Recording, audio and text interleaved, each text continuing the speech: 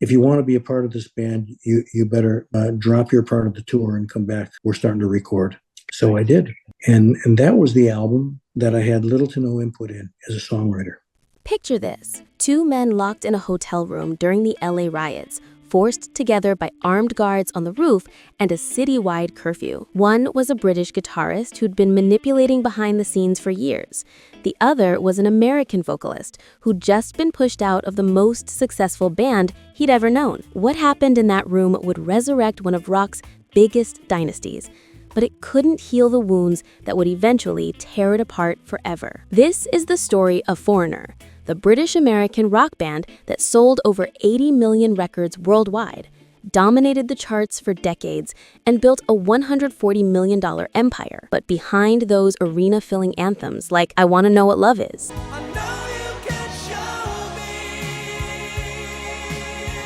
and Cold as Ice,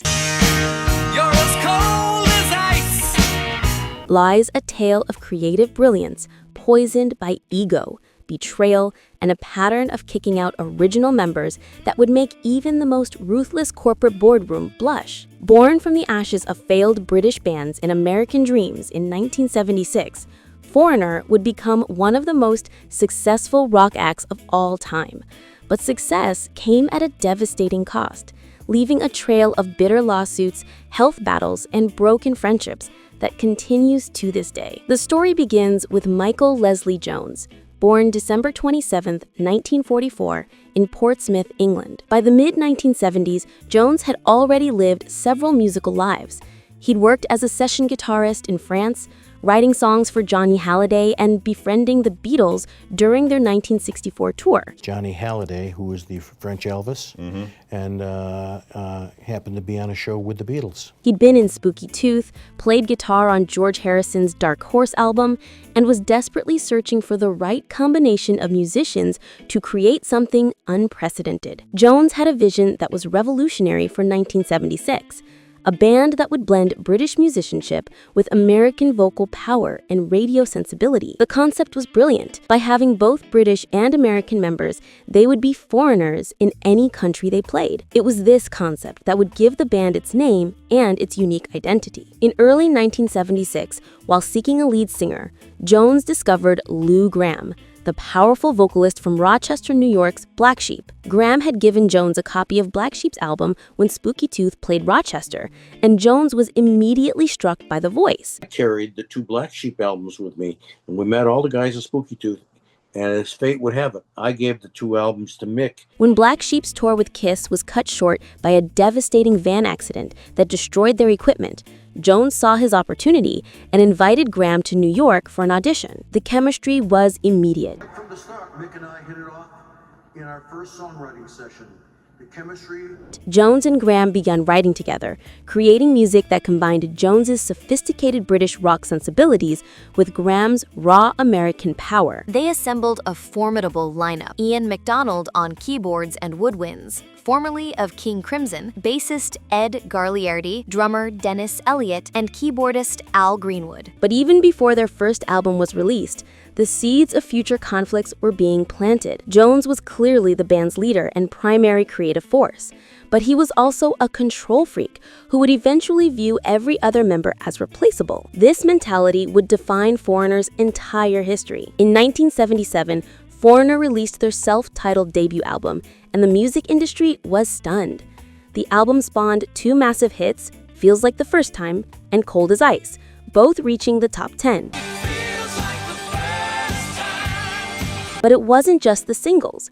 The entire album was crafted with radio-friendly precision that had never been achieved before. As Jones would later boast, not even Zeppelin or the Stones had ever done what we did, having their first 8 singles crack the Billboard Top 20, making them the first band since the Beatles to achieve this milestone. The success was intoxicating, but it also created pressure that would eventually crack the band's foundation. Their 1978 follow-up, Double Vision, was another massive success, but by then, the first casualty was already in sight. In April 1979, bassist Ed Gagliardi was unceremoniously fired and replaced by Rick Wills, formerly of Small Faces. The official reason was creative differences, but Gagliardi later suggested it was Jones's way of asserting control. This would be the first of many brutal dismissals that would define Foreigner's history. Had another album lined up to produce, and we didn't feel he was completely with us in our work, you know. The pattern continued with 1979's Head Games, which saw the addition of new bassist Rick Wills, but also brewing tensions between the remaining original members. Jones was becoming increasingly dictatorial, and his relationship with Lou Gramm was growing more volatile by the day. The breaking point came in September 1980 when Jones made a decision that shocked everyone. He fired both Ian McDonald and Al Greenwood, reducing the six-piece band to a quartet. McDonald was devastated, later saying Mick and Lou decided they wanted to be the focus of the band. Mick wanted to make it more apparent that it was his group, so he decided to make a smaller group. I wouldn't have left. I loved the group. It was not my decision. But Jones's ruthless business instincts proved correct. The slimmed-down Foreigner released 4 in 1981, and it became their most successful album ever, spending 10 weeks at #1 in America. Working with producer Mutt Lange, they created massive hits like Urgent, Waiting for a Girl Like You, and Jukebox Hero. The album went 6 times platinum and established Foreigner as arena rock royalty. However, success couldn't mask the growing creative tensions between Jones and Gramm. Jones was embracing the synthesizer-heavy sound of the 1980s, while Gramm wanted to maintain their harder rock edge. And Mick wasn't picking up his guitar very much. He was playing keyboards and stuff. And while they were good songs, they weren't rock songs, and we are a rock band. Their 1984 album, Agent Provocateur, took 3 years to complete due to these ongoing creative differences, though it produced their biggest hit ever, I Want to Know What Love Is, which topped charts worldwide. I wanna know what love is. The tensions finally exploded in 1987 when Gramm released his first solo album, Ready or Not, which was both a commercial and critical success. The single Midnight Blue reached the top 5, proving Gramm could succeed without Jones.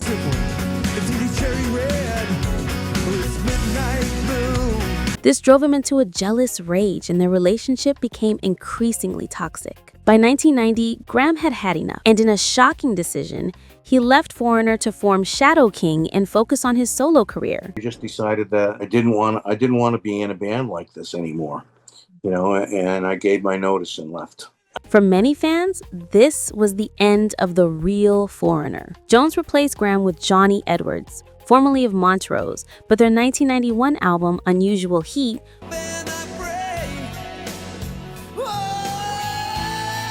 was a commercial disappointment. But then came the most dramatic reunion in rock history. During the 1992 Los Angeles riots, both Jones and Gramm found themselves stranded at the Sunset Marquis Hotel in West Hollywood, confined by a citywide curfew with armed security guards patrolling the roof. As Gramm later recalled, Mick and I were holed up in the Sunset Marquis in LA, with armed security guards walking around on the roof.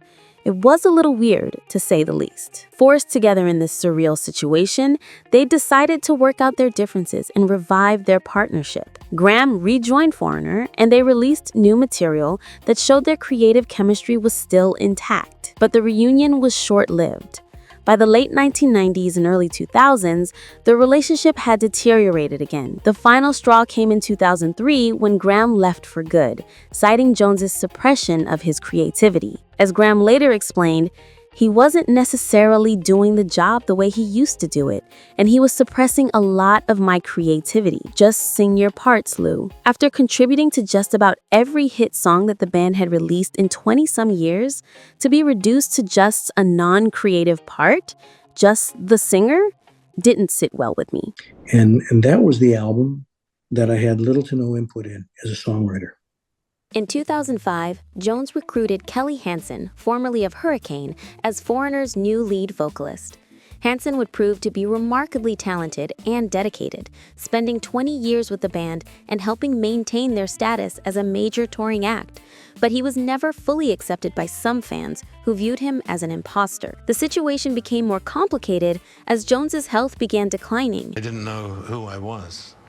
I mean, I honestly never thought I'd play on stage again. He was diagnosed with Parkinson's disease and could no longer participate fully in tours, often appearing for just one song before leaving the stage. By 2024, Hansen was essentially carrying the entire band on his shoulders, while Jones collected the royalties from home. The band's complicated history reached a crescendo in 2024, when they were finally inducted into the Rock and Roll Hall of Fame. I mean, we met last year again for the Songwriters Hall of Fame. But even this moment of triumph was marred by drama. The Hall of Fame initially told the original members they would perform at their own induction ceremony, but at the last minute, they were informed that other artists would perform their songs instead. The new Foreigner played that night, and they played well, but it just wasn't the same. Drummer Dennis Elliott was so disgusted by this fast one that he refused to attend the ceremony at all. Mick Jones missed the event due to his Parkinson's disease. Lou Gramm attended but was clearly frustrated, later saying, "I am first and foremost a rock singer, and it's the Rock and Roll Hall of Fame." Lou considered himself to be just more of a down-and-out rock singer. Somehow, I couldn't sing a rock song at the Rock Hall of Fame? It doesn't make any sense to me, and it sticks in my craw. The induction ceremony featured Demi Lovato performing Feels Like the First Time, Sammy Hagar and Slash performing Hot Blooded, and Kelly Clarkson joining Graham for I Want to Know What Love Is. It was a star-studded event, but it highlighted how fractured the band's relationships remained. In a surprising turn of events following the induction Hall of Fame, Lou Gramm's attitude began to soften. This award is mostly for you, Mick, because you had the foresight to put the band together, and your input on the songs, was largely responsible for us. The ceremony seemed to provide closure and perspective on their shared achievements. As he told Billboard, ever since the induction, it felt like personally I had to find a way to let go of some of the things I've been holding on to for years, and, like the song says, let it be. Graham began making guest appearances with the current lineup of Foreigner during their historic farewell tour, creating emotional moments for fans who thought they'd never see him perform those songs again. Original member that goes out with them. And I'm singing about a half a dozen songs. We're having a lot of fun. His relationship with Kelly Hansen also improved dramatically, with Graham acknowledging Hansen's contributions to keeping the band's legacy alive. But the biggest shock came in May 2025, when Kelly Hansen announced during a live performance on NBC's The Voice that he would be leaving Foreigner at the end of their summer tour. After 20 magical years fronting this band, this will be my last year with Foreigner. After 20 years as the band's frontman, Hansen decided it was time to focus on his family and other interests. He introduced his replacement, Luis Maldonado, the band's guitarist since 2021, who had already been serving as lead vocalist for their Latin American dates. A new, great voice will sing these songs for you, my friend, Luis Maldonado. Hansen's departure marks another major transition for a band that has undergone more lineup changes than almost any other successful rock act.